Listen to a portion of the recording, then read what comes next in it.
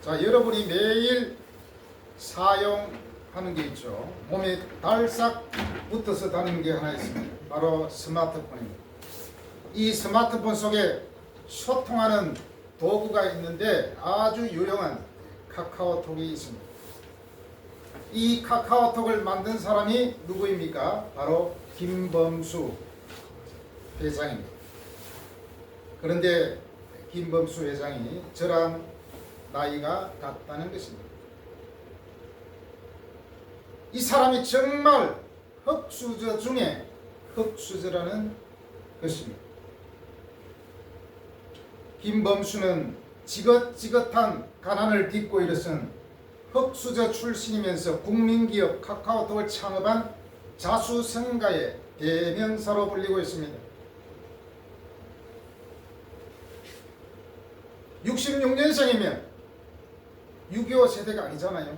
그런데도 자수성가 했다는 것 대단한 것입니다. 스마트폰 시대에 스스로 가난을 딛고 일어섰다는 것은 참으로 대단하며 요즘에도 이런 사람이 있구나. 지금도 자수성가하며 성공의 가도를 걷는 그런 사람들이 많이 있습니다. 김범수는 전남 담양에서 서울로 이사온 부모 밑에서 2남 3녀 중 셋째로 태어났습니다. 아버지는 막노동 목수였습니다. 어머니는 식당 일을 하면서 자녀들을 키웠습니다. 그 자녀 중에 유일하게 김범수가 대학교에 들어갔다고 합니다. 할머니를 포함해서 8식구가 단칸방에 살았을 정도로 지긋지긋하게 가난했습니다. 그는 공부할 때마다 마음이 흐트러질 때에 혈서를 쓴 일화가 전해지기도 합니다. 이처럼 지독한 가난을 겪은 김범수는 스스로 가난에 대한 트라우마가 있었다고 합니다. 지금은 어떻습니까? 한국 최고의 부자로 등극했습니다. 얼마 전에 삼성 이재용 회장보다도 더 자산이 많았다고 합니다. 그는 이렇게 말했습니다.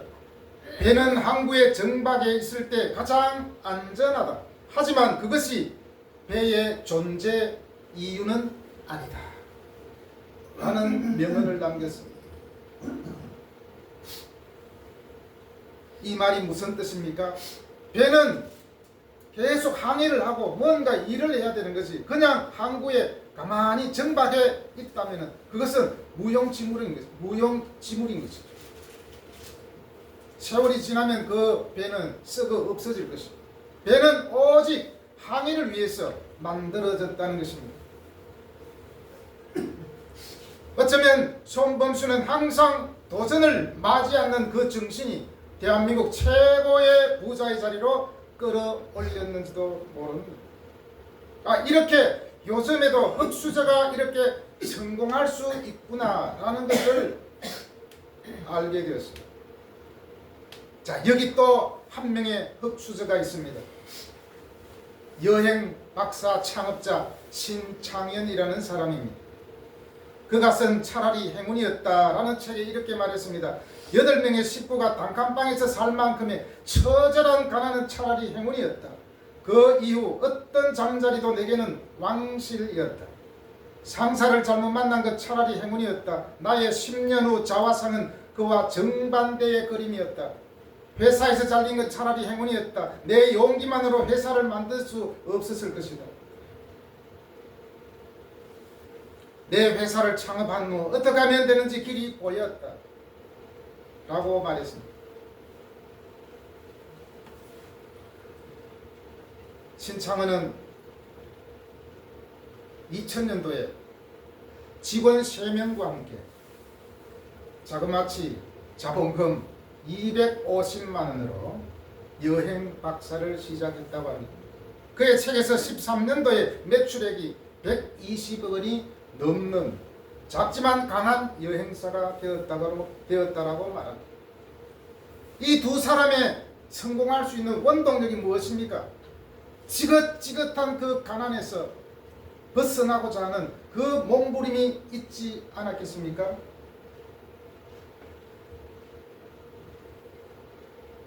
신창현 이 사람은 검정고시 출신입니다. 중학교 졸업하고 바로 서울로 무작정 상경해가지고 하지 않는 일이 없다고 합니다. 검정고시 출신으로 대학교에 들어갔고 나중에 여행 박사라는 여행사를 창업했습니다. 요즘에도 우리가 어떤 마음으로 어떤 원동력이 우리들을 성공으로 이끈다는 것입니다. 중요한 것은 제가 말씀드리고자 하는 것은 이 사람들의 성공담이 아닙니다.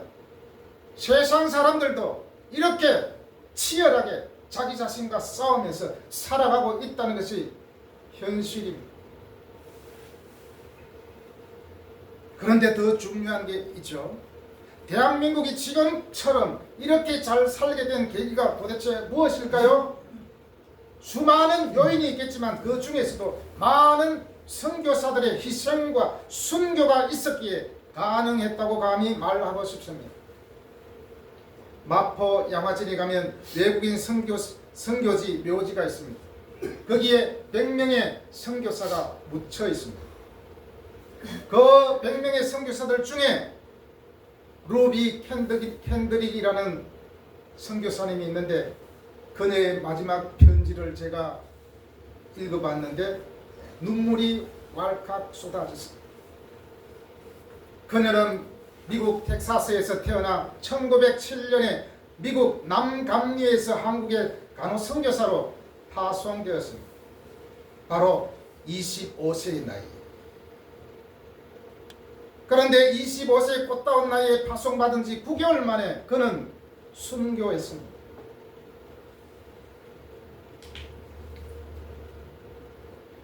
그녀가 마지막 부모님께 보낸 편지가 이렇습니다. 저는 이 땅에 제 심장을 묻겠습니다. 바로 이것은 제가 조선을 향해 가지는 열정이 아니라 하나님께서 조선을 향해 가지신 열정이라는 것을 알게 되었습니다. 어머니, 아버지 사랑합니다. 그녀는 양화진 외국인 선교사 묘지에 100명의 선교사들과 함께 이 땅에 심장을 묻었습니다.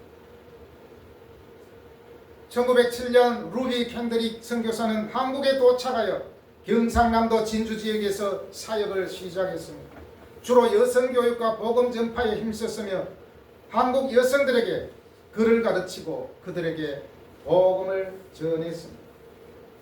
그래서 그녀의 사역은 여성들의 삶에 큰 영향을 가져왔습니다. 루비 캔드릭 선교사는 세상을 떠나기 전 고향에 남긴 편지에서 다음과 같은 유명한 말을 남겼습니다. 내가 만일 1000개의 생명을 가지고 있다면 그 모두를 한국을 위해 바치겠다. 이 유언은 그녀의 뜨거운 선교 열정과 한국에 대한 사랑을 잘 보여주어서 수많은 선교사들에게 도전과 영감을 주었다고 합니다.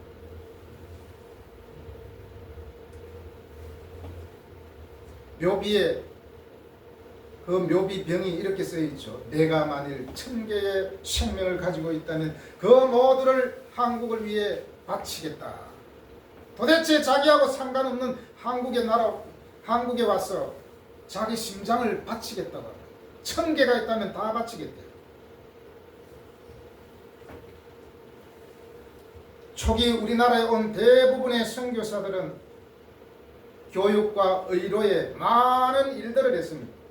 바로 이들이 있었기에 교회가 세워지고 학교가 세워지고 병원이 세워져서 오늘날 이렇게 잘 사는 대한민국이 되었다는 것입니다. 그렇다면 사실은 우리나라는 교회에 빚을 졌습니다. 감사해야 됩니다.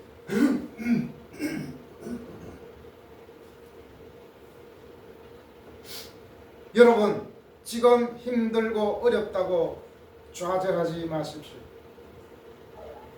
꿈꾸는 사람은 열정이 생기고 그 열정을 위해 행동하게 되어 있습니다.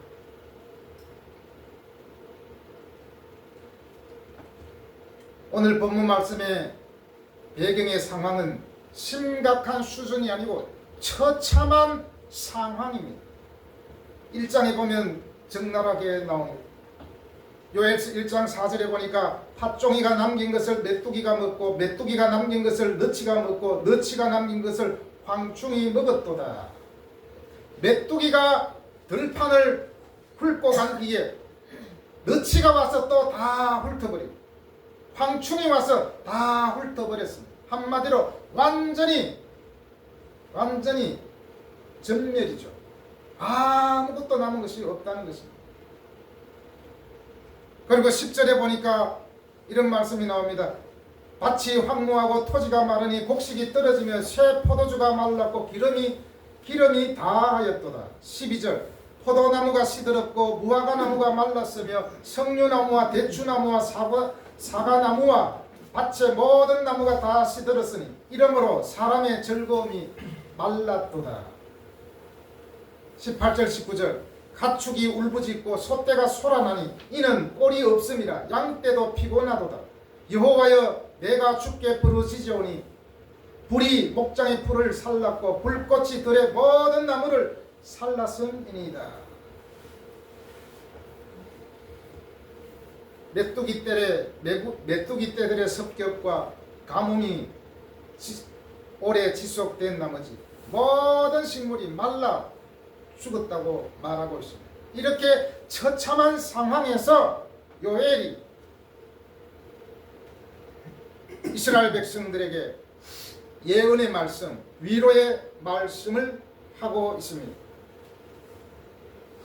28절 같이 읽어보겠습니다. 시작. 그 후에 내가 내 영을 만민에게 부어주리니 너희 자녀들이 장래일을 말할 것이며 너희 늙은이는 꿈을 꾸며 너희 젊은이는 이상을 볼 것이며. 28절에 보니까 그 후에라고 되어 있는데 그 후에는 사도행전 2장 17절 말씀에 보면 이렇게 되어 있습니다. 말세에 내가 내 영을 모든 육체에 부어주리니.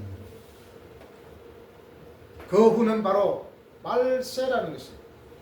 말세는 언제입니까? 예수님이 오시고 난 이후 지금까지, 그리고 예수님이 다시 올 그날까지를 말세라고 합니다.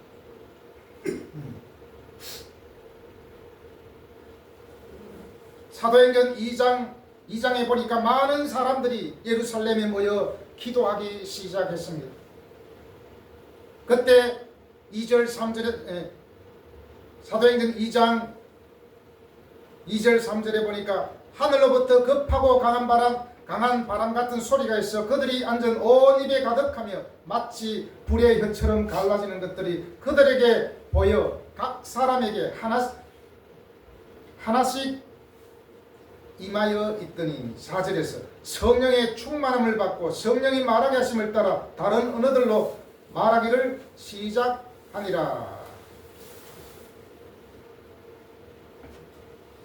성령이 오순절날 수많은 하나님의 백성들이, 예수님의 제자들이 기도할 때에 성령이 임하였고 그들에게 방언이 터지기 시작했습니다. 각 나라에서 왔는데 한 언어로 들렸다는 것입니다. 자기 말로. 이럴 때면 어떤 사람은 한국말로 기도하고 어떤 사람은 영어로 기도하고 어떤 사람은 중국말로 기도하는데 다 한 언어로 통일되었다는 것입니다. 성경에 의하면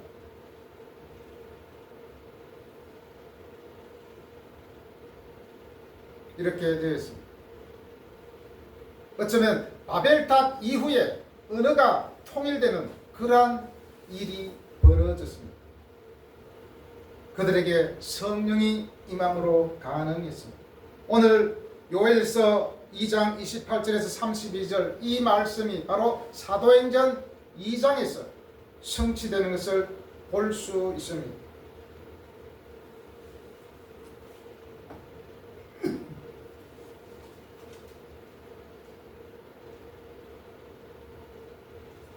(28절에) 보니까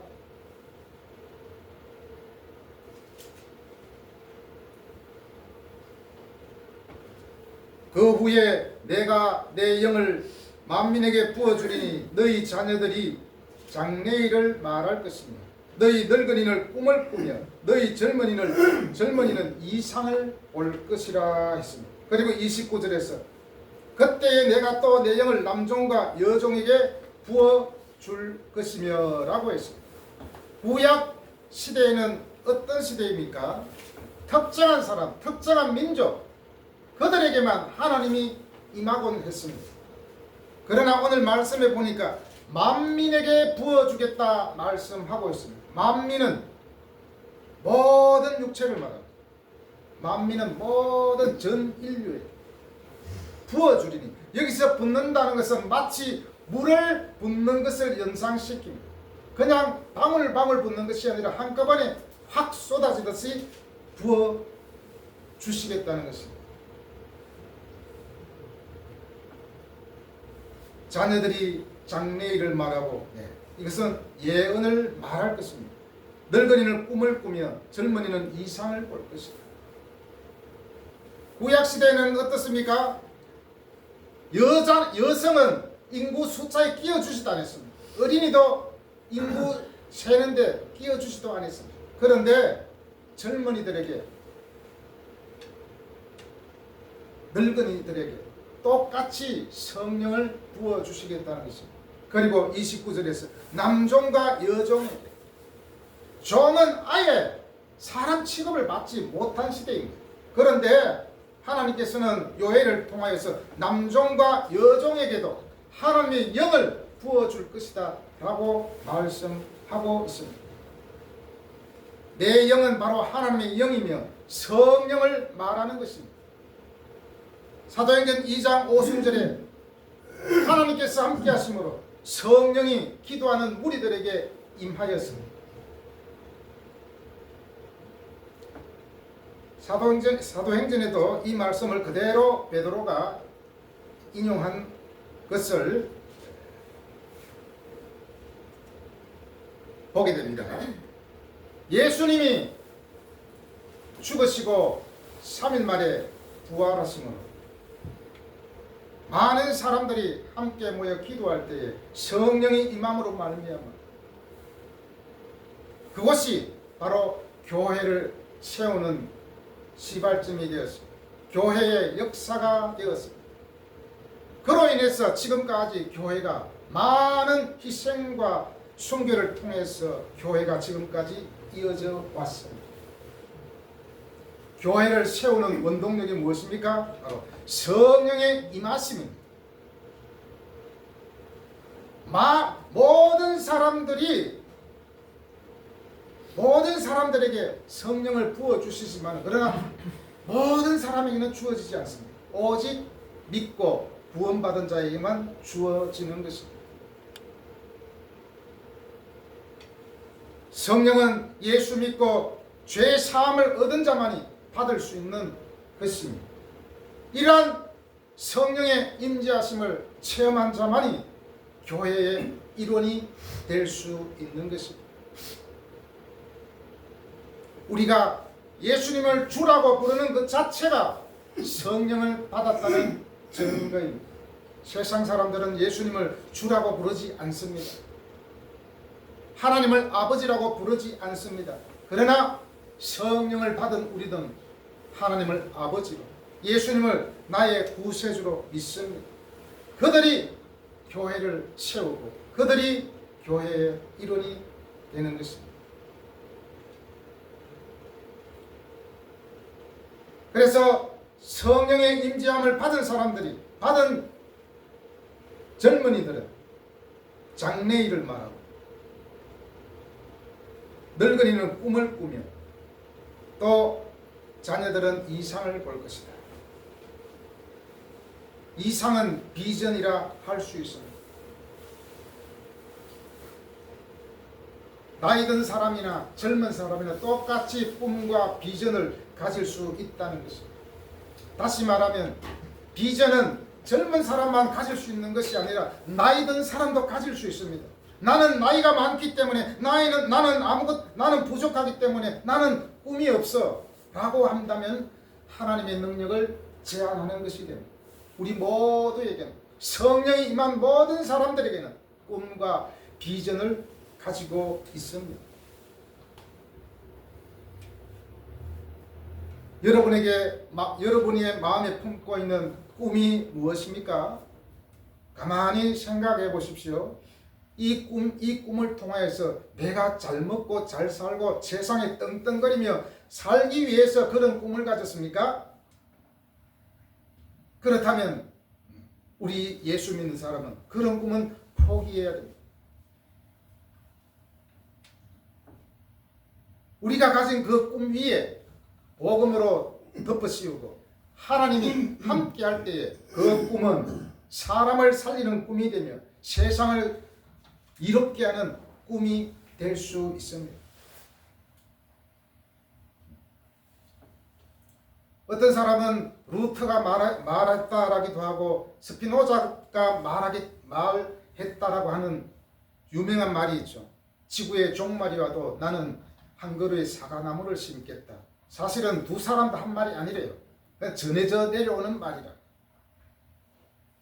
스피노자는 단지 인용했을 뿐이고, 다시 말하면 내가 비록 내일 당장 죽는다 할지라도 내 마음속에 꿈을 가지고 있어야 된다는 것입니다. 세상 사람도 80대 나이에 복지사가 되겠다고 대학교에 들어간 사람이 있습니다. 어떤 할머니. TV에 나와서 인터뷰도 했죠. 우리 예수 믿는 사람은 그 꿈이 더 나아야 되지 않겠습니까? 생명을 살리고 사람을 살리고 세상을 이롭게 하는 그런 꿈이 우리에게 있어야 됩니다. 성경에서 말씀합니다. 묵시가 없는 백성은 망한다고 했습니다. 여기서 묵시는 바로 하나님의 계시이며 비전입니다. 일제 치하에서 안창호 선생님이 많은 젊은이들에게 말했습니다. 꿈이 없는 백성은 망합니다. 요엘서의 배경이 된 처참한 그때 그 모습과 우리나라 일제 식민지 하에서 그렇게 혹독한 대가를 치르는 중에서도 많은 사람들은 꿈을 가지고 있었습니다. 그 꿈이 있었기에 또한 영광이 있었던 것입니다. 저와 여러분에게 있는 그 꿈은 바로 우리를 버티게 하는 힘이며 우리를 살리게 하는 원동력이 된다는 것입니다. 영어 단어 중에 패션과 패션이 있죠. 패션은 P로 시작하고 패션은 F로 시작하고, 하나는 열정이고 뒤에 패션은 옷 스타일입니다. 열정이 있는 사람은 옷 스타일을 통해서도 알 수 있다라고 말씀드릴 수가 있습니다. 자, 어떤 청년이 아침 늦게 일어나서 맨발에 슬리퍼 신고 잠옷바람, 추리닝 바람으로 세수도 하지 않고 만약에 가게에 라면을 사러 간다. 그 모습을 여러분이 상상해 보십시오. 얼마나 열정이 없고 삶의 의욕을 다 상실해버린 그런 젊은이의 모습이 아닙니까? 어떤 사람은 옷을 하나 입어도 뭔가 감각 있게, 저도 패션 감각이 별로 없지만은 깔끔하게 다니는 옷 매무새를 통해서도 저 사람이 얼마나 삶을 제대로 살아가느냐, 그것을 볼 수 있습니다. 물론 이게 전부는 아닙니다. 예전에 김대중 대통령이 연금 상태에 있을 때 이희호 여사가 여보 아무리 방 안에 있어도 깔끔하게 양복을 입고 그렇게 왔다 갔다 할 수 있게 드라이를 해가지고 다 놔뒀대요. 그래서 이 방에서 서재로 가는데 거기에 넥타이를 메고 양복을 입고 그래서 거기에 책을 읽고 그렇게 했다고 합니다. 왜 그랬겠습니까? 자기 마음이 흐트러지지 않기 위해서. 꿈은 바로 우리의 일상을 변화시킵니다. 꿈은 우리의 삶을 변화시킵니다. 꿈은 우리의 옷 스타일, 삶의 스타일도 바뀝니다. 아까 앞에서 소개한 김범수 회장이나 신창현 이 두 사람 삶의 자세가 벌써 달랐습니다. 다른 사람들이 똑같은 스타일을 포기하고 그들만의 새로운 스타일로 그 일에 임했기 때문에 성공했습니다. 특히 여행 박사 창업자 신창현이는 그 책에서 이렇게 말했습니다. 만약에 자기 직원이 회사까지 거리가 멀면은 그 주변에 그냥 아파트를 그냥 얻어준대요. 전기세만 내고. 그만큼 꿈과 비전이 있었기 때문에 직원들에게도 제대로 보상을 해주는 남들보다도 좀 더 다른, 물론 우리가 평범한 꿈도 사실 무시할 수 없습니다. 옛날에 아이들에게 물어봅니다. 야, 너 꿈이 뭐냐? 네, 저는 대통령 되는 겁니다. 너 꿈이 뭐냐? 네, 저는 장군 될 겁니다. 너 꿈이 뭐냐? 판사가 될 겁니다. 전부 대통령, 판사, 국회의원 이것만 되겠대요. 그럼 농사는 누가 짓습니까? 때로는 우리의 꿈이 좌절될 때 언제지 압니까? 야, 내 나이에 어떤 사람은 청와대에 가 있는데 나는 지금 여기서 뭐냐? 나는 지금 농사를 짓고 있는 그 모습을 보면서 절망합니다. 그 순간에도 절망할 필요가 없어요. 특히 예수 믿는 사람. 자신의 적성과 자신의 그게 다 있죠. 농사 짓고 뭔가 판검사가 되는 것이 중요한 것이 아니라 그 삶을 통해서 하나님의 영광을 드러내고 복음을 드러낼 수 있느냐, 그것이 문제가 아니겠습니까? 교회의 역사는 성령의 충만한 사람들이 세워졌고 그들을 통해서 교회가 이어져 왔습니다. 여러분에게 하나님의 임재하심을 경험한 적이 있습니까? 사실 기독교는 체험의 종교입니다. 성경은 누구나 다 읽을 수 있습니다. 예수 믿지 않아도 성경을 읽는 사람이 많습니다.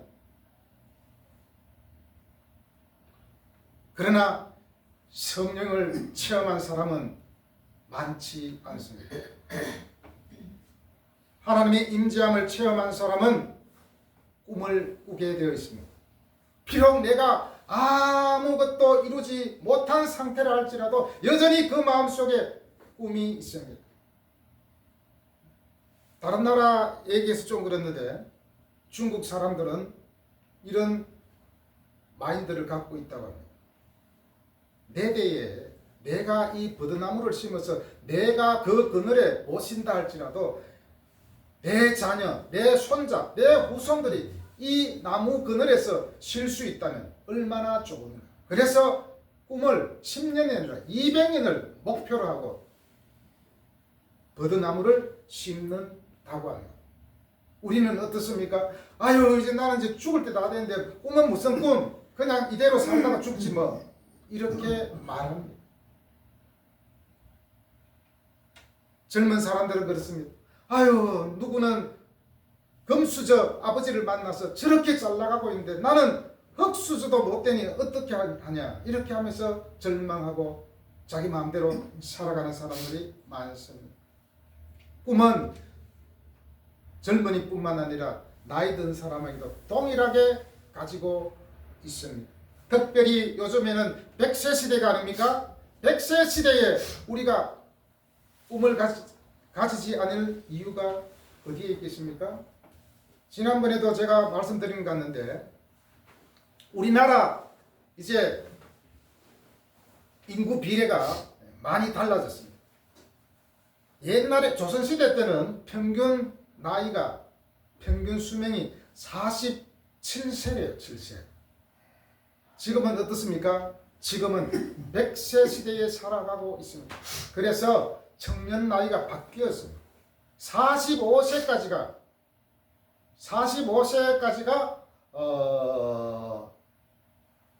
우리나라에서 청년 나이로 바뀌었다고 합니다. 유엔은 어떻게 되느냐? 유엔 나이는 유엔에서 말하는 청년은 65세까지라고 지난번에 말씀드렸죠. 그러면 우리 모두는 지금 우리는 다 청년이에요. 시골에는 70살 먹은 사람이 제일 젊다라고 하는 그런 동네도 있습니다.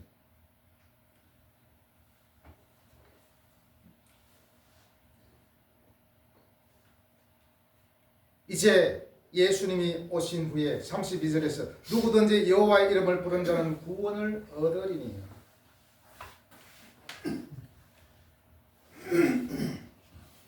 신약시대에 와서 성령이 임하며 예수님이 온 후에 모든 사람들이 여호와의 이름을 부르는 자는 구원을 얻는다고 말씀하고 있습니다. 여호와의 이름을 부르는 것, 이것이 우리에게 얼마나 큰 영광인지 모릅니다. 누구든지 여호와의 이름을 부르는 자는 구원을 얻지만 그러나 누구든지 여호와의 이름을 부르지 않습니다. 사랑하는 여러분, 교회는 하나님이 임재하는 그런 곳입니다. 사람이 적든 많든 여기에 하나님이 함께 하심을 믿으시기를 바랍니다. 하나님은 살아계십니다. 하나님의 살아계심을 믿습니까? 그렇다면 우리에게 어떤 척박한 환경에서라도 어떤 어려움 가운데서라도 우리는 장미꽃을 피울 수 있어야 합니다.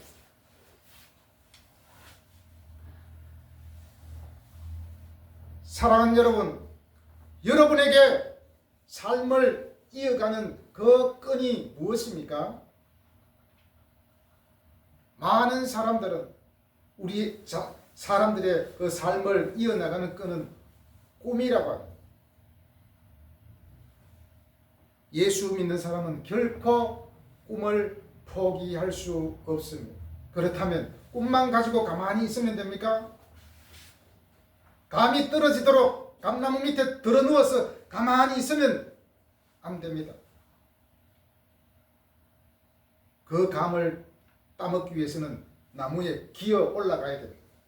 가만히 누워있으면 다른 사람이 먼저 올라가서 따먹어버릴 수도 있습니다. 내 안에 성령이 계시고 내 안에 꿈이 있다면 결코 실패하지 않습니다. 실패한 것 같으나 실패하지 않습니다. 여러분의 그 꿈이 여러분의 삶을 살리는 원동력이 되시기를 바랍니다. 하나님의 살아계심이 여러분의 삶의 원동력이 되시기를 바랍니다. 교회는 꿈꾸는 자들이 모인 공동체입니다. 특별히 하나님이 주신 비전을 가지고 움직이는 교회입니다. 우리는 교회를 폄하해서는 결코 안 됩니다. 아무리 세상이 어찌어찌 하더라도 아유 교회가 이 모양이니 이렇지 이럴 필요가 없습니다. 왜냐? 내가 교회의 일원이기 때문이기에 내가 교회의 일원이기 때문입니다. 그리고 교회는 세상 사람들이 말하는 사업체가 절대로 아니라는 것을 잊지 마시기를 바랍니다. 예전에 지금은 이제 통장님이 문방구를 그만두셨는데 그 통장님이 문방구 하실 때 우리 교회에 찾아왔어요. 처음에 똑똑하더니 사장님 안녕하세요 그러더라고요. 저 사장 아닌데요. 마치 교회를 사람들이 사업하는 것으로 그렇게 생각합니다. 옛날에 어떤 아는 후배도 그렇게 말했습니다. 형 솔직히 교회가 사업하는 것이 뭐야? 이렇게 말하더라고요. 여러분 교회는 사업하듯이 해서는 결코 안 됩니다. 성령의 기름 부음 받은 사람, 성령의 임재함을 받은 사람만이 교회의 사실은 일원이 될 수 있습니다. 성령이 함께함으로 교회가 세워지고 성령의 임재하심을 체험한 사람들이 교회를 함께 이끌어 나갈 때 역사가 일어나는 것입니다. 교회는 투자 개념으로 접근해서는 절대로 되지 않습니다. 투자한 만큼 된다. 그건 또 아닙니다. 하나님의 역사는 내가 투자한 만큼 되는 것이 결코 아닙니다. 하나님께서 역사하셔야 합니다. 우리가 지금 몇 사람이 없지만은 여기에서도 얼마든지 하나님께서 함께 하심으로 교회의 역사가 일어날 수 있습니다. 이것을 우리는 사모해야 합니다. 여러분의 꿈을 위해서 하나님이 주신 비전을 위해서 우리는 기도하고 말씀을 통하여서 점점 그 꿈이 구체화되어져 가야 합니다. 우리의 삶은 얼마 남지 않았습니다. 하나님 주신 그 비전을 붙잡고 저와 여러분들이 하나님께 주신 그 비전을 통하여서 힘있게 살아가는 그러한 우리가 되기를 바랍니다. 아멘. 기도하겠습니다.